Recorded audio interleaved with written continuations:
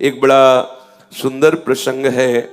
इनका नाम है भक्त रामदास जी। और ये दक्षिण में गोदावरी के किनारे एक कनकावती नाम की नगरी थी, वहां ये रामदास जी रहते थे। ये चतुर्वर्ण के कुल के थे और ये अपने कुल परंपरा के अनुसार जो गृहस्थी की सेवा है वही सेवा करते थे। अत्यंत दैन्य और अत्यंत गरीब, सीधे पूरे शरीर में ठीक से पहनने के लिए वस्त्र भी नहीं थे, खाने के लिए कोई ऐसी व्यवस्था नहीं थी। अगर आज वो सेवा ना करें जो उनके कुल की है तो दूसरे दिन उनके यहाँ रसोई नहीं जलेगी, ऐसी कोई अन्न की भी व्यवस्था नहीं थी। रोज का रोज कमाना और अपने परिवार का भरण पोषण करना, आए हुए अतिथि की सेवा करना, और सत्संग से बड़ा प्यार था उनको। ये दंपति एकमात्र केवल भगवद आश्रित, कोई संपत्ति नहीं, किसी भी तरह का किसी से कोई व्यवहार नहीं, क्योंकि व्यवहार लोग धनी मानी से करते हैं, गरीब अकिंचन से नहीं करते हैं। इनके एक लड़का था और ये सदैव अपने कुल की जो सेवा है वो जूता गांठने की, वो बीच बाजार में जाके बैठते, किसी के फटे पुराने जो पादुका है उसको सिलते, या कहीं ऐसा संयोग बन जाता तो नई पादुका बना के बेचते, जो उससे मिलता उससे अपने परिवार का पोषण करते और सत्संग जाते।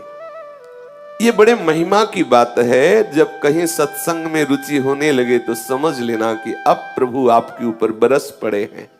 सत्संग में रुचि होना अर्थात भगवत प्राप्ति का मार्ग खुल गया है, क्योंकि सत्संग सुनने वाले को निश्चित निश्चित अविद्या का नाश करके भगवत अनुराग की प्राप्ति होती ही होती है। सत्संग से विवेक प्रकट होता है, विवेक जो है मोह का नाश कर देता है। सत्संग में सबसे पीछे जाके बैठते और जो वैष्णव भगवत चर्चा करते, ये उनके मुख की तरफ ताकते रहते। कोई पढ़े लिखे तो थे नहीं, तो जो बात समझ में आती नहीं तो बस सुनते, और जब भगवान नाम कीर्तन होता तो नाचने लगते। उनका साहस भी नहीं हुआ कि उन वैष्णव से कह सके कि आप हमें दीक्षा दीजिए। बस सत्संग में जो नाम कीर्तन होता उसी नाम को उन्हें पकड़ लिया। बस मन में बार बार कृष्ण गोविंद ऐसा बोलते, और एकांत में वो कभी कभी पुकार उठते हृदय से, हे हरि मैं जैसो तैसो तेरो, हे हरि मैं जैसो तैसो तेरो। इतना ही याद हुआ, बस इतना ही। पद नाम से, शास्त्र स्वाध्याय नाम से, बस इतना ही, हरि मैं जैसो तैसो तेरो। और सत्संग में नियमित जाके बैठना, कुछ समझ में आए या ना आए, जब नाम कीर्तन होता तो बड़ा आनंद मिलता। और वही कृष्ण कृष्ण गोविंद गोविंद हरि हरि, और बीच बीच में आ भर के हरि मैं जैसो तैसो तेरो, मैं जैसा हूं वैसा आपका हूं, मैं जैसा हूं हे हरि आपका हूं।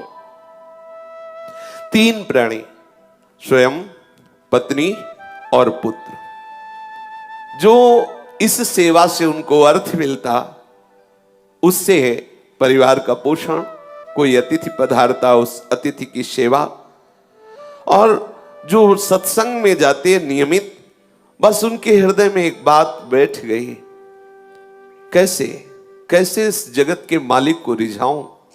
ना तो मेरे में कोई योग्यता है, ना पढ़ा लिखा हूं, ना धन है, ना पवित्रता है, मैं किसी योग्य नहीं, कैसे रिझा। क्या मेरे से कभी प्रभु रीझ सकते हैं? बिल्कुल बिल्कुल अनपढ़, कोई शास्त्र का ज्ञान नहीं, कोई पवित्रता का ज्ञान नहीं, कोई पद्धति का ज्ञान नहीं।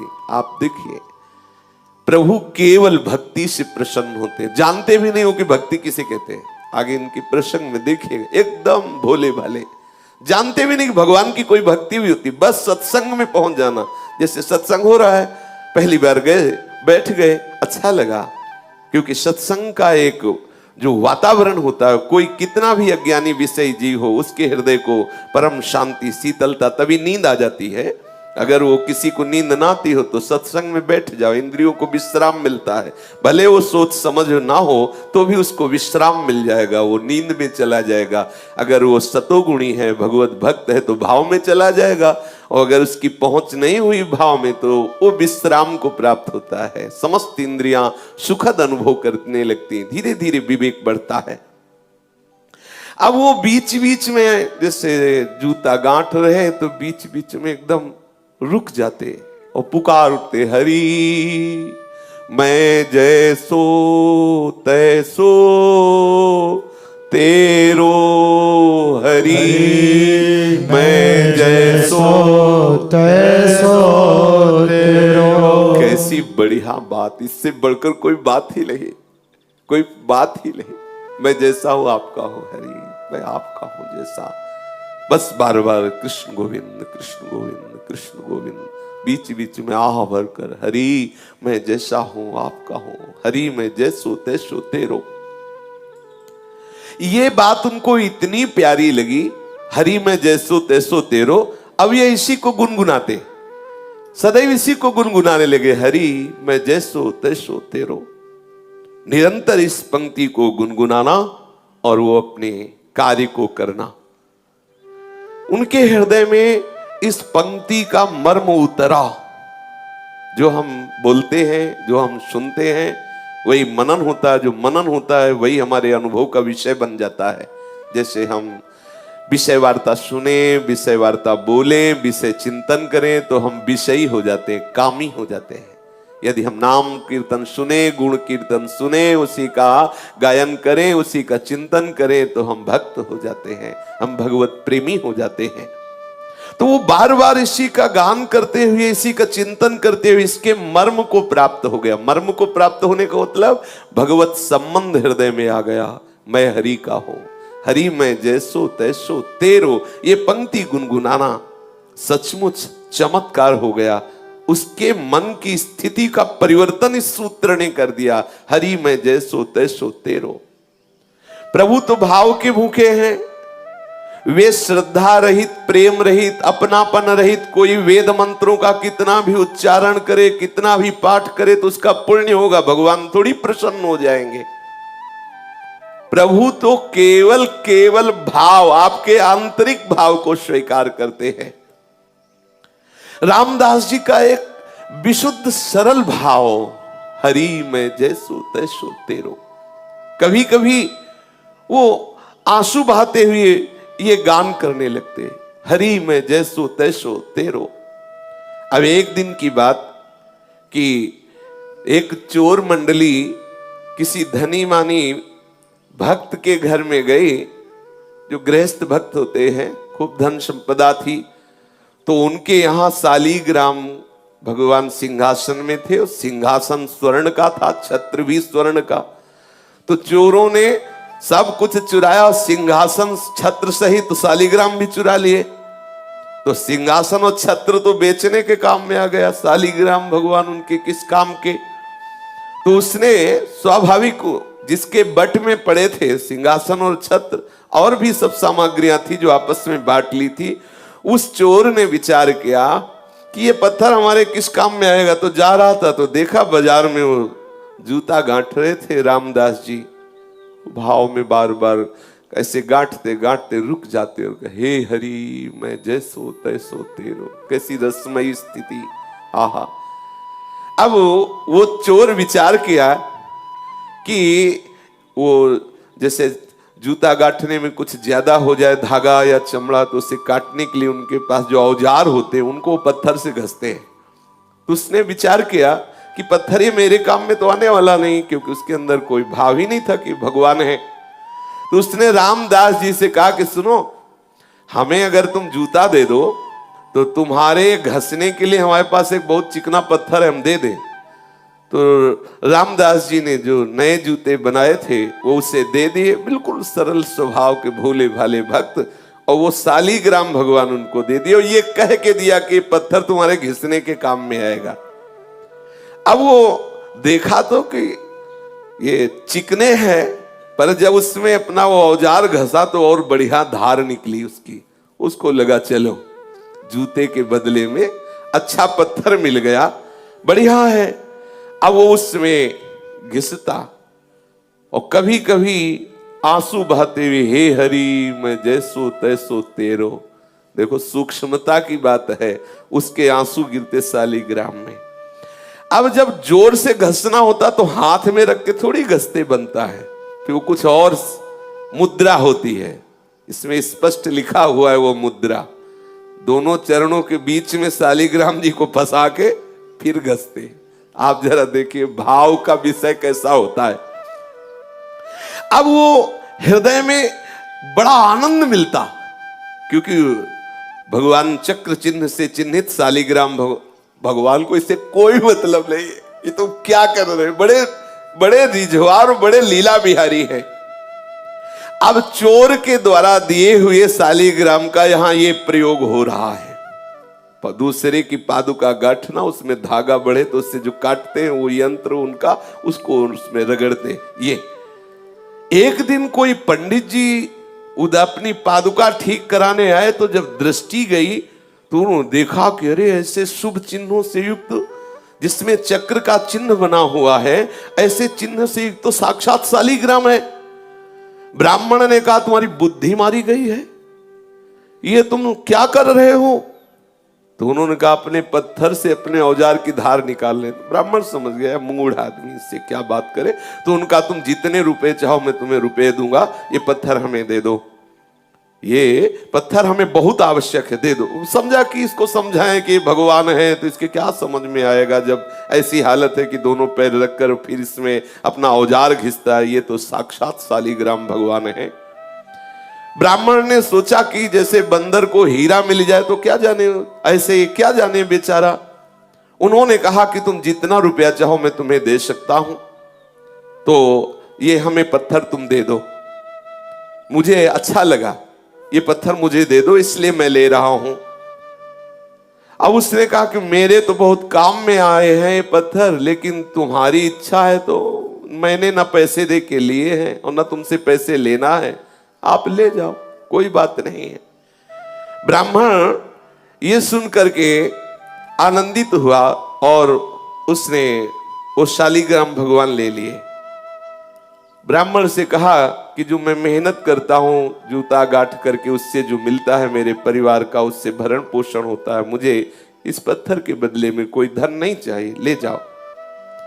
कोई मुझे हवेली नहीं बनवानी, कोई मुझे सुख पूर्वक नहीं रहना, क्योंकि अगर सुख पूर्वक रहूंगा तो मैं भूल जाऊंगा प्रभु को, इसीलिए मैं जानबूझ करके उतना ही कमाता हूं जितने से रोज उधर भर जाए। इतना कह करके रामदास जी ने वो पत्थर दे दिया जो शालिग्राम भगवान है।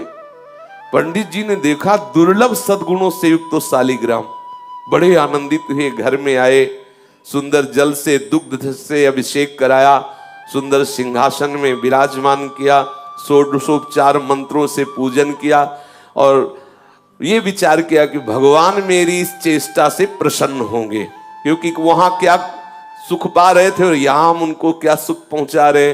मंत्रों से उच्चारण करना, पंचामृत से स्नान कराना, तुलसी जी ऊपर विराजमान करना, आदि आदि जो पद्धति से सेवा पूजा है। अब पंडित जी की इस प्रकार की सेवा पूजा से ठाकुर जी असंतुष्ट हो गए। अब लियो कैस न जाने कौन से गुण पर दया निधि रीझ जाते हैं। आहा, पंडित जी पूरी पूजा विधि जानते थे, पर हृदय से प्रभु के प्रति अपनापन नहीं था, भक्ति नहीं थी, प्रेम नहीं था। और ये अब आप समझ लो किस कोटि के भक्त है, कुछ ज्ञान ही नहीं है, परंतु इनके हृदय में है कि मैं प्रभु का हूं, प्रभु मेरे हैं। कभी कभी आंसू बहाते तो वो आंसू जो शालिग्राम भगवान के ऊपर गिरते, उससे बड़ा पंडित जी का पंचामृत नहीं। और जो आह भर के पुकारते कृष्ण कृष्ण गोविंद गोविंद हे हरि मैं तेरा, इससे बढ़कर वेद मंत्र अच्छे नहीं लगे ठाकुर जी को। ठाकुर जी ने स्वप्न में एक वैष्णव का रूप धारण किया और उन ब्राह्मण से कहा कि तुम सीधे हमको उन रामदास के पास पहुंचा दो। हाँ, कहा कि ये तुम्हारा षोडशोपचार पूजन, ये पंचामृत अभिषेक और ये तुम्हारा सिंहासन में विराजमान करना मुझे बिल्कुल अच्छा नहीं। मुझे उसकी सूखी रोटी और आह भरी पुकार ने खरीद लिया है। मुझे वहीं पहुंचाओ। अब जब स्वयं स्वप्न में भगवान ऐसा आदेश कर रहे हैं तो उसके तो होश उड़ गए ब्राह्मण के, कि हम तो जिसे समझते थे कि वो तो अनपढ़ है, गंवार है, प्रभु इतना उसे प्यार करते हैं। अब हाथ में सुंदर वस्त्र पर शालिग्राम भगवान को लिया और भगवान से कहा कि आपको पता है कि आपके ऊपर वो औजार घिसता है, चंदन तिलक लगाने की बात जाने दो, सिंहासन में विराज वाले पैर रख के आप पे औजार घिसता, तुमको वो पसंद है? और षोडशोपचार पूजन, पंचामृत से स्नान, ये सब। प्रभु ने कहा जब वो आंसू बहाते हुए नाम बोलता है ना, कृष्ण गोविंद हे हरि मैं तेरा, मुझे इतना सुख मिलता है कि वेद मंत्रों से मुझे सुख नहीं मिलता। और जब वो मेरे ऊपर पैर रखता है तो मुझे ऐसा लगता है वो आत्मसमर्पण कर रहा है पूरा। ये यही है, इनसे कौन पार पावे? सर्वलोक महेश्वर, जितने भी ज्ञान के सूत्र हैं सब इन्हीं से प्रकट हुए, इनसे कोई पंडित क्या पार पा सकता है? बोले जब वो चरण रखता है, दबाता है चरण से ऐसे, तो मुझे लगता है कि पूरा अपने आप को समर्पित कर रहा है, आत्मसमर्पण कर रहा है। मुझे बहुत सुख मिलता है, तुम्हारे चंदन और कस्तूरी के लेप और इत्र से मुझे जो सुख नहीं मिलता उसके घसने से सुख मिलता है। अब राजी, आप राजी तो फिर किसकी क्या बस चले? ठाकुर जी राजी। अब वो जो ब्राह्मण था जिसको एक गर्व था कि मैं ऊंचे कुल में हूं और मैं पूजा का विधान जानता हूं, मेरी दासता से, मेरी पूजा से शालिग्राम भगवान प्रसन्न हो जाएंगे, आज वो बहुत दैन्य हुआ कि मेरे दुर्भाग्य की आज तक मुझे वो प्राप्त नहीं हुआ जो रामदास को प्राप्त है, क्योंकि स्वयं ठाकुर जी वहां जाना चाहते हैं। ये विचार करके शालिग्राम को लेकर के रामदास जी के घर जाना निश्चय किया उसने, और मन में बहुत जलता जा रहा था कि मैं ब्राह्मण तो हूं लेकिन आडंबरी हूं। मेरे अंदर वो बात नहीं आई जो उस दैन्य भक्त रामदास के हृदय में आई। बार बार शालिग्राम को हृदय से लगा के विकल होकर कहने, देखो ये है किसी भी तरह से भक्त का संग हो जाए, किसी भी तरह, ये रामदास जी के दर्शन की, देखो ये दर्शन का प्रभाव। अब वो दैन्य होके जा रहा है, क्या प्रभु कभी मेरे भी हृदय में भाव आएगा? जैसी रामदास की भक्ति से आप प्रसन्न, क्या कभी मेरे अंदर भी भक्ति आएगी? मेरी पूजा आपको पसंद नहीं तो प्रभु मेरे को भाव दे दो, जिससे मैं रामदास जी जैसी भक्ति कर सकूं। अब आई बात, ये जो ब्रह्मणत्व का अभिमान, वेद ज्ञान का अभिमान धूर धूषरित हो गया। इसीलिए लिखा है, तिनकी संगति रहत जाति कुल मद सब नंसई। भगवत प्रेमी महात्मा का संग होते ही जाति का अभिमान, कुल का अभिमान, विद्वता का अभिमान, ये सब नष्ट होने लगे। देखो नष्ट हुआ अभिमान। अब वो डरा हुआ सा ब्राह्मण शालिग्राम भगवान को एक कपड़े में रख करके रामदास जी के घर आया और देखा तो होश उड़ गए। रामदास जी के आंखों से आंसू चल रहे हैं, बार बार मुख से निकल रहा है, हरि मैं जैसो तैसो तेरो, हरि मैं जैसो तैसो तेरो। मलिन वस्त्र है, फटे पुराने कपड़े हैं, शरीर में अपने आप अनुभव हो रहा है कि कितनी कृष्णता है, क्योंकि खान पान की सामग्री उचित है नहीं। और अब ये जो रोग बढ़ा है, हरि मैं जैसो तैसो तेरो, ये ज्यादा काम नहीं करने देता। क्योंकि मन में जब आनंद की उन्मत्तता होती है तो कौन बाहरी लोगों से बात करे, कौन बाहर जाकर के बैठे जिससे चार लोग आके खड़े हो। वो एकांत घर में बैठे बस बार बार पुकारना अच्छा लगता, उसको ये भी पता नहीं कि भक्ति है, ये भी पता नहीं, बस बार बार हृदय में यही अच्छा लगता, कृष्ण कृष्ण गोविंद गोविंद हे हरि मैं जैसो तैसो तेरो। आंसुओं की धार बह रही है, धीरे धीरे वही गीत गा रहा है, हे हरि मैं जैसो तैसो तेरो। ये ब्राह्मण गए, जब देखा तो ओहो धन्य है, तुम्हारे माता पिता को धन्य है रामदास, तुम तो बड़े महात्मा निकले, हम तो समझ ही नहीं पाए कि तुम्हारी ऐसी ऊंची स्थिति है, तुम्हारे अधीन भगवान है। अब वो धीरे धीरे उसके नेत्र खुले, अब अपने भाव से बाहर आया।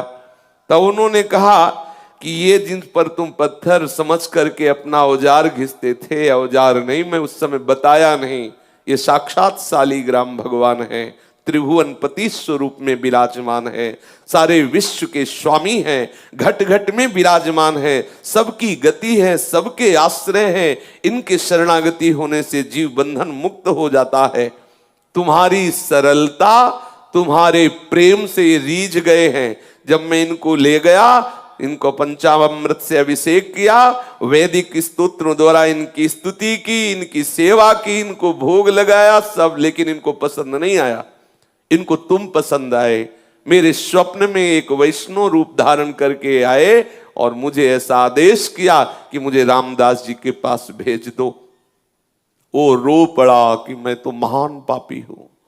रामदास रो पड़े, अरे मैं महान पापी हूं, मैं तो समझ नहीं पाया कि भगवान है और मैं इनके ऊपर ऐसा कृत्य करता रहा है, मैं तो बहुत अपराधी हूं। चीख चीख के रोने लगा, मैं कितना निर्दयी, कितना नीच हूं, देखो मैंने क्या किया।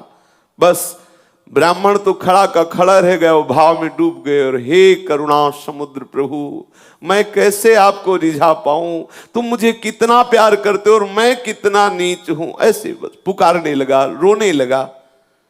अनन्य भक्ति से भगवान रीझ जाते हैं।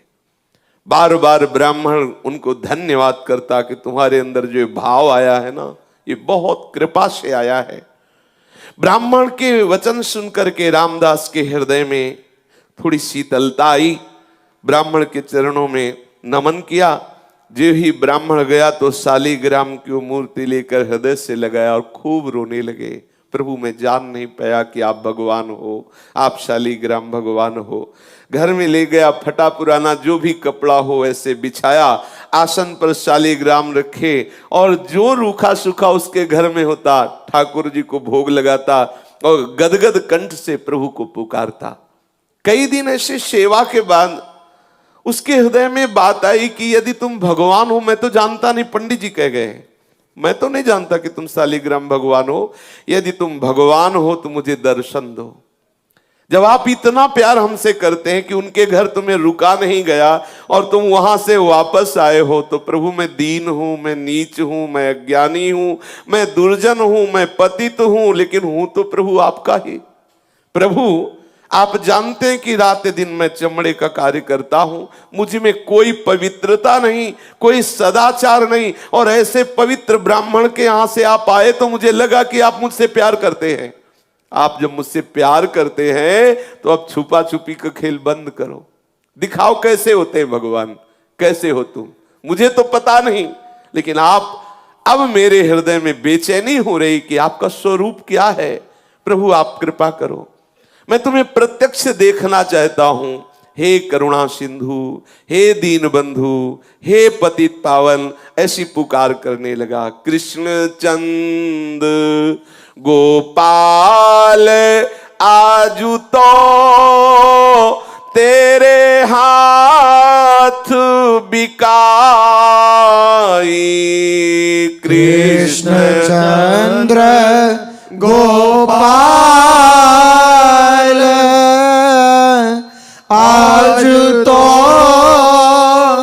तेरे हाथ बिकाई। हे कृपा सिंधु कृष्ण, हे करुणामय भगवंत, मैं तो तेरे हाथ बिक गया। हे प्रभु, हे मोर मुकुट धारण करने वाले, हे वैजंती माला धारण करने वाले, हे कृपा सिंधु पीतांबरधारी, आप मुझे दर्शन दीजिए, अपनी कृपा से आप दर्शन दीजिए। मैं तो पतित हूं, नीच हूं, पर शरणागत हूं, शरण गए की लाज रखिए प्रभु। अब मेरे हृदय में बड़ी विकलता हो रही, मैं आपका दर्शन चाहता हूं। रामदास रो रो करके प्रभु से प्रार्थना करने लगा। ऐसा प्रेम समुद्र उमड़ा कि सब कुछ भूल गया, विह्वल विकल होकर के। ये विकलता प्रभु को खींचती है, उस अव्यक्त सत्ता को व्यक्त करती है। ये विकलता है, यही है, पर माया का पर्दा उड़े हुए है। जब हम ऐसे विकल हो जाए, जैसे मछली जल के बिना तड़पती है, ऐसे हमारे अंदर विकलता हो और रहा नहीं जा रहा। देखो कैसी स्थिति आ गई, अब जिया नहीं जा रहा, विकलता हो गई। चीख चीख करके अपने घर में रो रहा है। शालिग्राम ठाकुर जी सामने हैं, रो के कह रहा मुझे दर्शन चाहिए। सब भूल गया। कभी कभी तो ऐसा भाव आ जाता कि नाच नाच के रिझाता कि मेरे नृत्य से रीझ जाओ। कैसी शोभा, फटे पुराने कपड़े हैं, कृष्ण शरीर है, और भाव में भीना हुआ सामने एक कपड़े में विराजमान शालिग्राम, नाच नाच के ये भाव की इसी नृत्य से रीझ जाओ प्रभु। मुझ गरीब के पास तो कुछ रिझाने के लिए नहीं है। कभी रो रो के प्रभु मेरे रोने से रीझ जाओ। ऐसी भावना से वो विकल होकर प्रभु से पुकारने लगा। अब तो प्रेम के जो अष्ट सात्विक भाव हैं उसके हृदय में उदय होने लगे। कभी हंसता, कभी रोता, कभी चुप शांत बैठ जाता, कभी गान करता, कभी हे हरि मैं जैसो तैसो तेरो, ऐसा पुकार उठता। उसके हृदय में इतनी जोर से लालसा जागी कि प्रभु का वियोग इससे असह्य हुआ और प्रभु को असह्य हो गया अब रुकना। ये है भक्त की सामर्थ। असह्य हो गया प्रभु को भी रुकना। अब प्रभु नहीं रुक सकते, विकलता हो गई। आहा, प्रभु विकल हो गए। अब वो गदगद कंठ से हे वंशीधर, हे मदन मोहन, जोर जोर से पुकारने लगा। हे वंशीधर, हे मदन मोहन, तुम्हारे चरणों में बार बार नमस्कार है। मुझ गरीब की पुकार सुनो। कहाँ हो आनंदमय, कहाँ हो श्याम सुंदर, मुझे दर्शन दो, ऐसे पुकारने लगा। प्रभु यद्यपि मैं समझ रहा हूं कि जैसे छोटा सा बालक चांद को खेलने के लिए मांगे, ऐसे ही मेरी बात है। कहां मैं नीच अधम, कहां बड़े बड़े तपस्वी ऋषि जो आपको दुलार करते रहते ध्यान के द्वारा, कहां मैं अपवित्र। पर प्रभु मैं हूं तो आपका ना। मैं क्षुद्र हूं, दीन हूं, नीच हूं, जैसा भी हूं आपका हूं। पर अब मेरे हृदय में एक ही है, आपके दर्शन नहीं मिलेंगे तो मैं प्राण त्याग दूंगा। मैं नहीं जी सकता आपके बिना। क्या करूं, मुझसे जिया नहीं जा रहा। ये स्थिति है। कैसी कृपा होती प्रभु की अपने भक्तों पर। प्रभु के बिना अब जिया नहीं जा रहा। ये मतलब अब इस बात में केवल वाणी लड़खड़ाती है। ये केवल प्रभु देते हैं। भजन साधन और सब एक तरफ, ये बात अब जिया नहीं जा रहा। वो हृदय में ऐसी विकलता, एकांत बैठा हुआ पुकारता रहता है, अब जिया नहीं जा रहा। ये बात जिनके हृदय में आ गई, बस मिलन नजदीक है। जब जिया न जाए, नहीं खान पान ते भावे, नहीं कोमल वसन सुहावे, सब विषय लगे ते खारा है, हरि आशिक का मग्न। अब कुछ अच्छा नहीं, बस अब जीवन है तो हरि से है, अगर नहीं मिले तो जीवन नहीं। ऐसी विकलता हृदय में। अब मैं तुम्हारे लिए ही जी रहा हूं, बस हमारा जीवन प्रभु के लिए है। प्रभु यदि आप न आए तो इस जीवन का अंत हो जाएगा, क्योंकि आप कुछ सुहाई नहीं दे रहा। मैंने तो कभी जाना ही नहीं कि तुम प्रभु हो। देखो मैंने आपका निरादर किया, पर आपने प्यार किया। मैंने निरादर किया, मैंने जाना ही नहीं कि तुम शालिग्राम के रूप में चोर के द्वारा मेरे पास स्वयं आए हो। मैंने जाना ही नहीं। मैंने तो औजार घिसा, आपके ऊपर चरण रखे, आपको माना ही नहीं कि आप भगवान हो। लेकिन आप मुझसे प्यार करते हो। मैं उसी प्यार की दुहाई दे के कह रहा हूं कि आप मेरे से मिल जाओ, मेरे से मिल जाओ हे कृपा सिंधु। तभी मेरे अंदर ये हिम्मत आई कि मैं ऐसा कह सकूं कि मेरे से मिल जाओ। दीन दयालु, मेरा साहस आपकी कृपा पर निर्भर है। बोलो, आप एक सदाचारी वेदज्ञ ब्राह्मण के यहां जाकर भी संतुष्ट नहीं हुए, मुझ मैले कुचेले आचरण वाले के घर आए प्रभु, इसीलिए मेरा साहस हो रहा है। आप एक बार मेरे नेत्र गोचर हो। यदि दर्शन ना देना होता तो ये आपने ललक क्यों लगाई?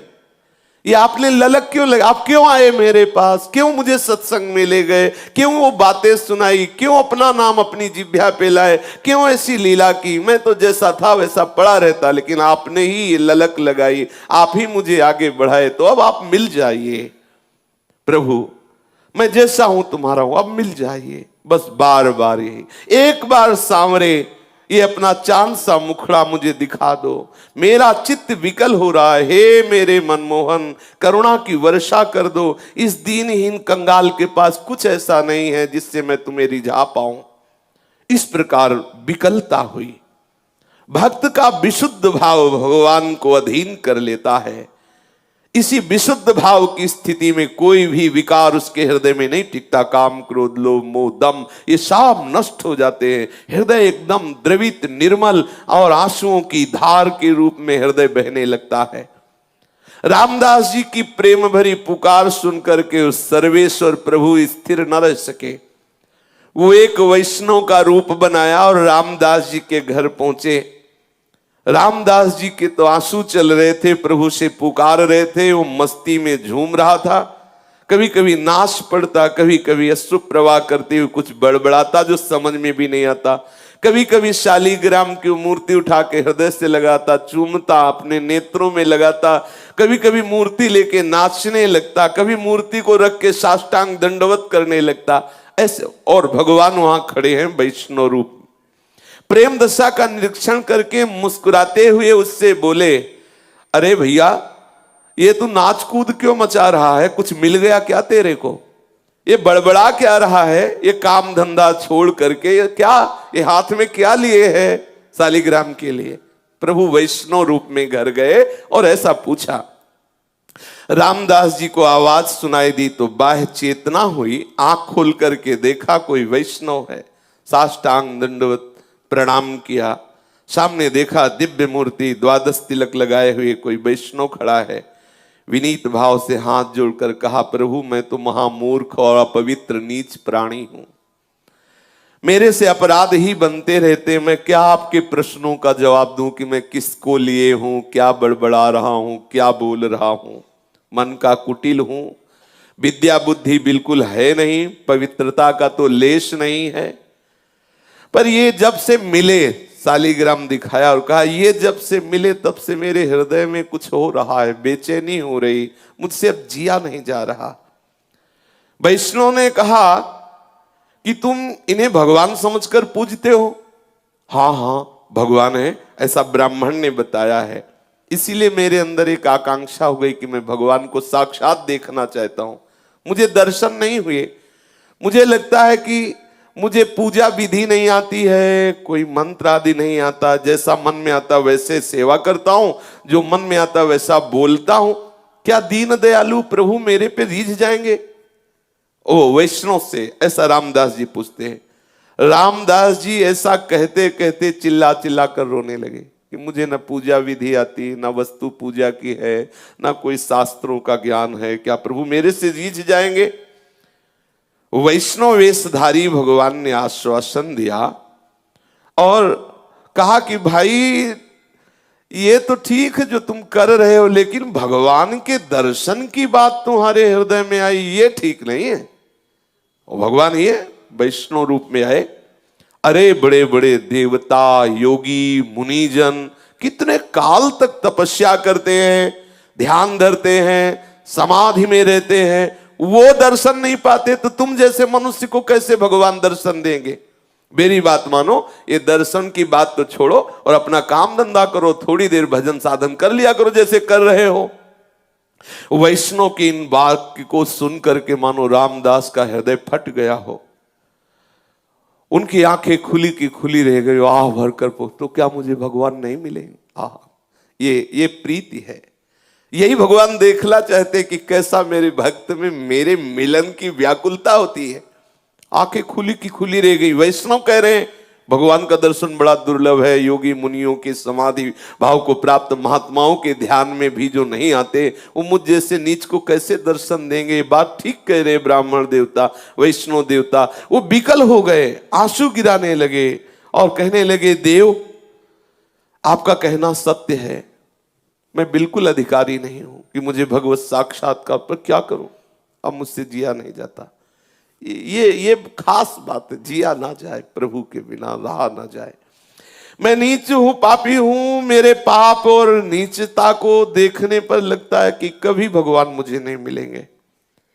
पर प्रभु पता नहीं, मेरे हृदय में एक आनंद की लहर उठती है। ऐसा लगता है प्रभु मिलेंगे, ऐसा लगता है प्रभु मिलेंगे, क्योंकि मेरे हृदय में ऐसा आता है प्रभु मुझे प्यार करते हैं। ऐसा लगता है मेरे को, यद्यपि मैं किसी योग्य नहीं हूं, पर हृदय में ऐसा लगता है प्रभु मिलेंगे। ऐसा लगता है ये दया के समुद्र प्रभु मुझे जरूर दर्शन देंगे, मुझे ऐसा लगता है।